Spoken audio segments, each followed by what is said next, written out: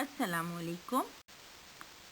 Dear students, today we will do exercise 1B of your first chapter numbers and arithmetic operations of book New Countdown book 4. Okay, let's start our exercise 1B. Dear students, in exercise 1B, question number 1. In question number 1, question is that fill in the blanks. Part A. Dear students, in part A, an expanded form of a number is given and we have to write it standard form. Okay, so the standard form for the given expanded number will be like this. Okay, when we write this number in standard form, we will write it like this. Now part B, we have two numbers given, okay, and we have to find a number which we have to subtract from the first number to get the second number. What will we do? We will subtract the first number from second to get the required blank like this. Okay, now we will move to part C.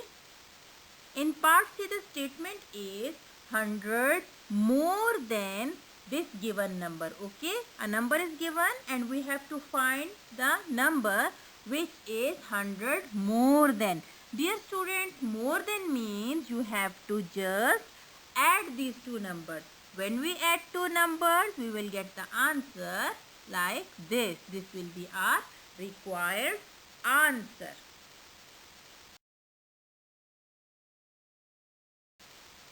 Okay, now part D. Here in part D, there is a blank in the start of statement. Okay, and the statement is that what must be added to the given number to make this number. Okay, this means that you have given an answer and you have to find a number which is to be added to this given number. Okay, what you will do? Yes, you will subtract this given number from the second number which is answer. You will get the given blank which is like this. Okay, this means that we have to add 2500 to get the answer like this 102550. Now part E, again we have a blank like this.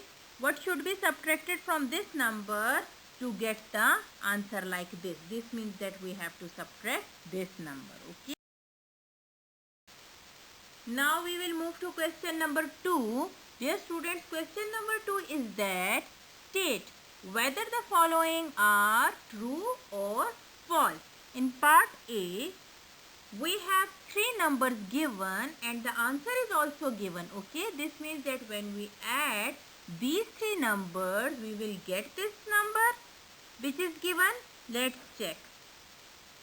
Yes, when we add all the three numbers, we will get the number like 943. This means that our statement is true. Now we will move to next part, that is part B.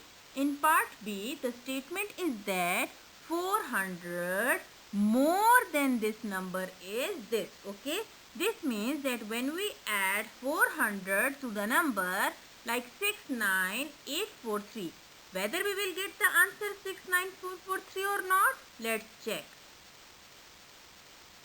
Okay, when we add these two numbers, we will not get the answer like this. This means our statement is false.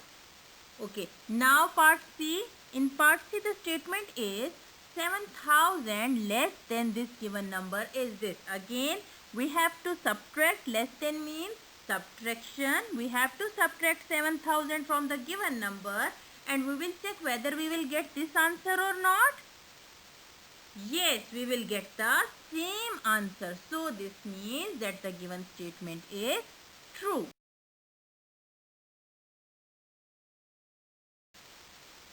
Okay, now dear students, we will move to part D. In part D, the statement is that Asif has rupees this and Fahad has rupees this. Okay, there are two numbers which are given in the form of rupees. Fahad has more money than Asif. We have to check that which number is greater. Okay, let's check that the number that is written in the form of rupees with Fahad is greater than Asif or not. Yes, this number is greater than. Okay, this means that in this question we will compare the two numbers and the digit 5 and 6 makes the comparison. Okay, this shows that Fahad has more money than Asif. In part E, the statement is that Anas spent rupees this to purchase a car. Salman bought a car for rupees this. Salman paid more money for his purchase. You have to again compare these two rupees and you will check whether Salman paid more money. When we check, we get an answer which is not matching to the given statement. This means that the given statement is false. Now we will move to question number 3. Dear students, in question number 3, we have a question. Select the correct answer from the given options. Dear students, in part A, the statement is given and we have 4 options for this given statement. We will understand or sometimes we will solve the given statement. When we get an answer, we will match the answer to the 4 given options. So in part A, the statement is that the sum of the largest 5-digit number and the smallest 4-digit number is. Dear students, remember one thing. In this question, you have to know about the greater or the largest 5 or 4-digit number. So let's see. The greatest or the largest 5-digit number is 99999 and the smallest 4-digit number is 1 with 3 zeros. Okay, when we add these two numbers, we will get the answer like 100999. Okay, this is our answer.